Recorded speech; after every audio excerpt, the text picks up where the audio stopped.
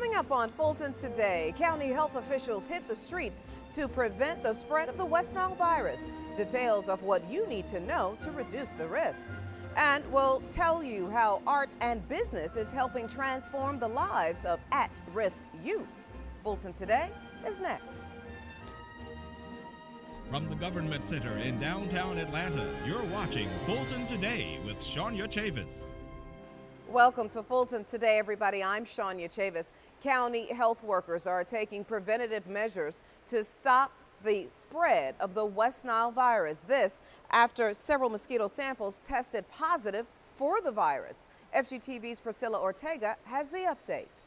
Shania, Perkison Park is one of the sites where mosquitoes tested positive for the West Nile virus. So now the health department is going door to door within a 1-mile radius of this site to let residents know how they can protect themselves. Detection, education, and prevention. Those are the key roles of the Environmental Health Services Division when it comes to the West Nile virus. We're distributing literature for property owners. I can see that you do a great job of keeping them away from your property, but we're passing out literature to the community because there's a problem. Oh, okay. Every week, the county monitors 13 sites to see if mosquitoes test positive for the West Nile virus. Mosquitoes from at least 4 sites have tested positive so far this year.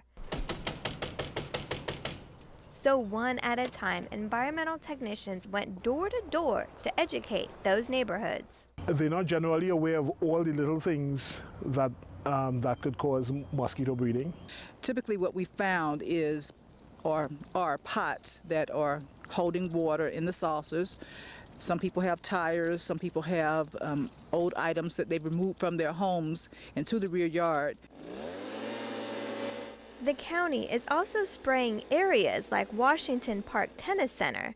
The people use this park a lot, and it was known that there was mosquitoes in the area. Got a few people called in with mosquitoes complaints. This spray kills adult mosquitoes for about a week. County health leaders will also continue to larvicide areas where mosquitoes breed until the end of October. You can protect yourself by getting rid of standing water, use EPA-approved insect repellent with DEET, and limit your time outside between dawn and dusk. The mosquitoes that breed are the females, and they're the ones that are biting you trying to get that blood. So cover up, DEET up, take care of you. Symptoms of the West Nile virus include fever, headache, and body ache. You have a good day. Thank you. So if you have any questions or concerns about the West Nile virus, you can call Environmental Health at the number on your screen. Reporting for FGTV, I'm Priscilla Ortega. Thank you very much. Meanwhile, fire officials are warning teens and parents about the serious consequences of dangerous stunts being performed on social media. Videos have been popping up on internet sites of children setting themselves on fire. As a part of the so-called fire challenge, young people douse themselves with rubbing alcohol or another flammable liquid, light it, and then post it on social media sites. Several people have been injured in the reckless stunt. Fire officials talk about the dangers of this frightening trend. What they're doing is very dangerous, not only because of the burns that they might sustain on their chest and their bodies where they pour the alcohol, but when they light that fire moves up toward their mouth, and as they inhale to scream, they could inhale that flame and give themselves inhalation injuries, which could cause pneumonia and even death. Parents are being urged to talk to their children about the dangers of this type of stunt. Children involved in the juvenile court system are sparking a different kind of interest. The youth are designing and creating outdoor benches as a part of a global youth empowerment initiative. FGTV's Felicia Church has the story. It's taken over a year to design and create these mosaic benches now on display at juvenile court. These works of art are part of Project Benchmark.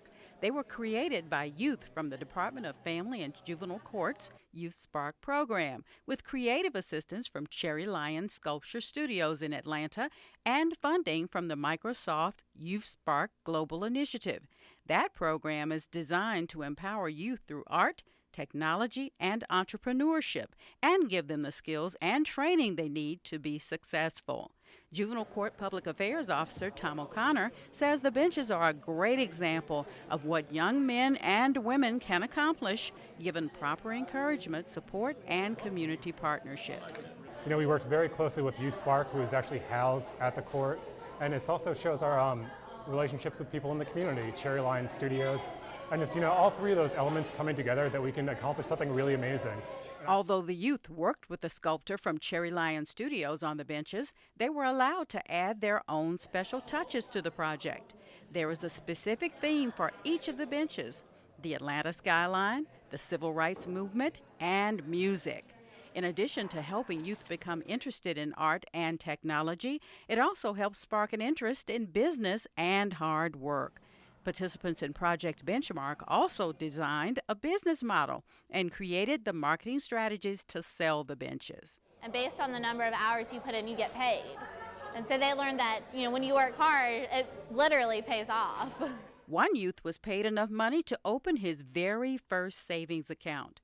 The benches will be sold to corporate donors, and that money will be used to fund the second round of the project. What we'd like to do for the second round is have 12 students and do it about 6 weeks long. The youth, court officials, and their community partners all agree. It's a win-win situation for all involved. It's a wonderful opportunity of one of the ways that we collaborate with so many of our community partners to really meet the needs of the whole child and the whole family. So, you know, it's an important role that we need as many collaborative partners as possible to help us to restore the lives of these children and their families. So, you know, it was just a wonderful opportunity that we hope to engage in more to come. The next session of Project Benchmark is expected next fall. Reporting for FGTV, I'm Felicia Church. Thank you very much, Felicia. Election officials are encouraging residents to register early with the November general election fast approaching. The Board of Registration and Elections met earlier this month to review plans for the election process. We spent some time, first of all, looking backwards at what happened in July. We had primaries, we had runoffs, and we had recounts. And we looked at what went right and where we had areas that needed improvement. We also looked forward to the November election. And for that, we received information that 12,444 new voter registration applications were received. The registration deadline is Monday, October 6th. Thanks to technological advances, you can now register on your Android and iPhone. For Georgia residents, you simply need your driver's license number or your state ID number, and it links directly to the DDS system to identify who you are. In order to vote, you must be 18 years old by Election Day and a legal resident of Georgia and the county where you cast your ballot. We asked election officials about the voting rules for students attending schools in Georgia. We'd actually like to encourage students to speak with their parents to decide whether or not they would like to change their permanent address to a Georgia address. If not, make sure you contact your home state's county registrar office so that you can request an absentee ballot. Voter registration forms are available at the county government office, all Atlanta Fulton public libraries, and online at fultonelections.com. If you need more information on the process, call 404-730-7072.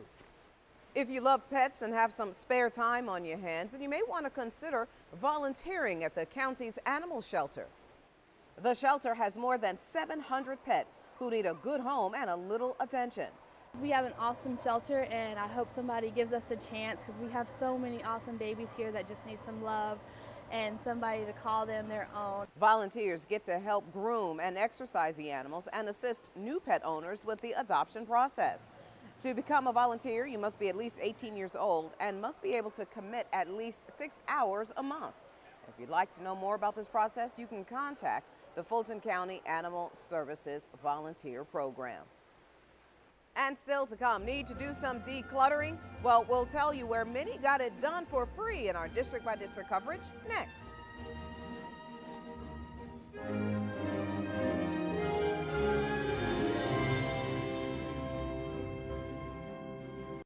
You're watching Fulton Today. Fulton commissioners joined the campaign to empower residents to change their financial futures, and dozens of citizens line up to throw away unwanted household items for free. Here's this week's district-by-district coverage. In District 5, residents take part in a workshop to help them learn how to trace their ancestry. The beginning genealogy class at the Perry Holmes Library gave the group the tools to start the research on their family roots. The residents also learned all about the genealogy resources available within the Atlanta Fulton Library system. I learned so much, about the different websites, the different resources that are available, and how to go about using them. We have Ancestry Library Edition. A lot of people can afford to subscribe to Ancestry.com, so we have that resource. We have America's obituaries and death notices, a lot of good databases, special collections at the Central Library is a great resource that a lot of people don't realize we have. To learn more about the library system's genealogy tools and database, visit afpls.org. District 6 Commissioner Joan Garner leads the charge in helping residents to become more financially stable. The commissioner, along with her board colleagues, recognized $50 billion Empowerment Day at a recent board meeting. The board presented a proclamation to New York Life Insurance Company for its plan to change the financial future of African Americans. New York Life representatives asked the county and the public for help with the initiative. $50 billion is a national program, but here for Atlanta, just imagine, I'll throw out a number for you, $1 billion. Would that help the African American community? I am not African American, but I understand what that could do for the community, and that's the work we're doing. New York Life began its community empowerment plan in 2011 to create a collective $50 billion of protection and generally tax-free future income in African American communities in the U.S. And finally, in District 7, South Fulton residents take advantage of the opportunity to dump their unwanted household items. Bulky Waste Amnesty Day brought out dozens of citizens who wanted to get rid of their large household items for free.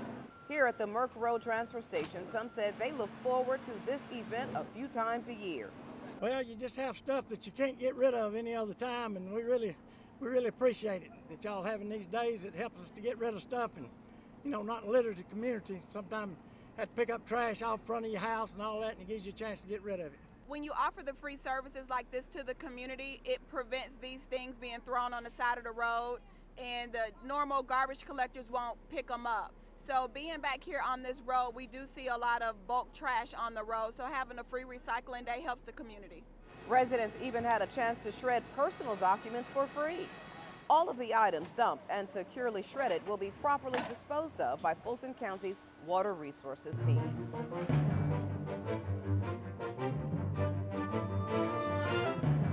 Now you can catch more of your commissioners at work all this week with a rebroadcast of the Board of Commissioners meeting right here on FGTV.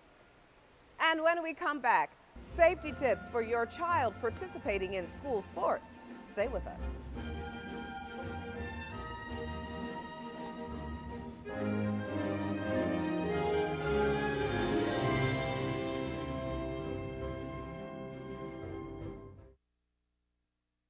You're watching Fulton Today.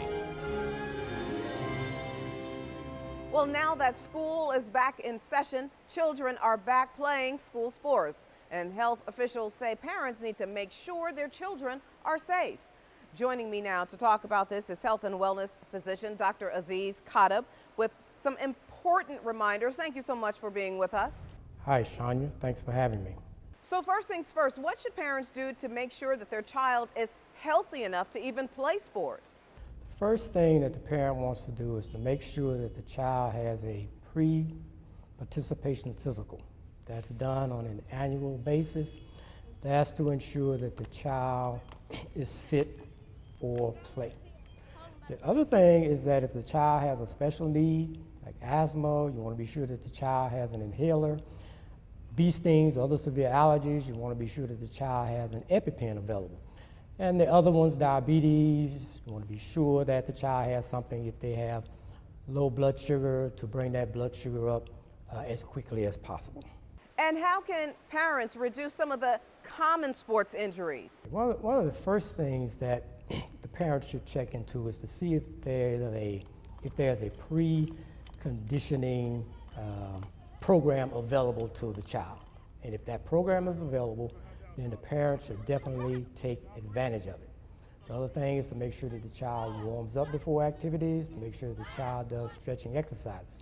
Now, if an organized, supervised preconditioning program is not available, then the parent may have to send the child to one of the local recreation centers, to one of the gyms, to just try and be sure that that child is in good condition before starting the activity. And now talk to parents about some of those serious health injuries like concussions. If the child is in high school, then the Georgia High School Association has concussion protocols that all coaches and trainers should follow. And that's basically all public and private high schools. Now, on other levels, the parent should be alert to a blow to the head, a violent body blow which may rock the head back and forth. Like in basketball, a player may fall and hit his head. They have to be aware of those things because they can get checked out, they can look fine, and the symptoms do not occur until later on. So the parent has to monitor the child for several hours, be sure that they don't get headaches, dizziness, blurred vision, nausea and vomiting. They act clumsily, they just can't process thoughts. Everything just seems a little bit off, and if that's the case, then you should take the child to be checked out. And what about staying hydrated? Staying hydrated. Okay, you want the athlete to hydrate before the activity, during the activity, and after the activity. Now in Georgia, there are guidelines that are based on temperature. If the temperature is 82 or below, you can proceed as normal, 3 rest breaks per hour of about 3 minutes. Now if the temperature is between 82 and 86.9, then in that instance there should be 3 rest breaks of at least 4 minutes. Once you get above 86.9, in the 90 range, maximum is 1 hour, no protection, as in the case of football, no conditioning, and it's 20 minutes break per hour. That is, you take a 20-minute break, you practice for 20 minutes, you take another 20-minute break, you practice for 20 minutes, etc. Now at 92 or above, no outdoor activities. You stop them until it cools off or you do it indoors. Dr. Aziz Khatib, great information. Thank you so much for your time. Thanks for having me. Medical experts report that more mothers in Georgia are breastfeeding, but the state still lags behind the national average. This month is National Breastfeeding Awareness Month, so the Women, Infants, and Children program of Fulton County is stepping up its effort to encourage women to breastfeed. Breastfeeding is a great experience for a mother. It is something that only they can do provide for their baby, is the milk that they can feed their baby. And it creates a special bond between mom and baby. According to the latest CDC numbers, in Georgia, 70% of newborns are breastfed. The national average is 79%. Now, breastfeeding can reduce the severity of many infectious diseases for infants and can lower the risk of obesity later in life. For mothers, it reduces the risk of breast and ovarian cancers. Now, there are women, infant, and children offices located inside 6 county health clinics, including the Adamsville Regional Health Clinic, which can be reached at 404-612-3942. Popular fitness classes around Fulton County facilities are helping residents look and feel better. The hour-long yoga classes are available most Tuesdays at the Roswell Branch Library. The classes typically have about 20 people, but as many as 30 have participated at a time. According to the Mayo Clinic, yoga can help your flexibility, reduce stress, depression, anxiety, insomnia, and pain.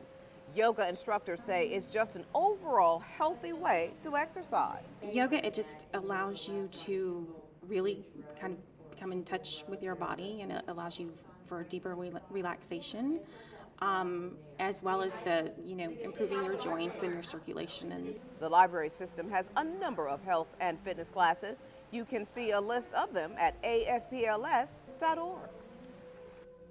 And still to come on Fulton Today, seniors take a trip back in time. We'll take you there when we come back.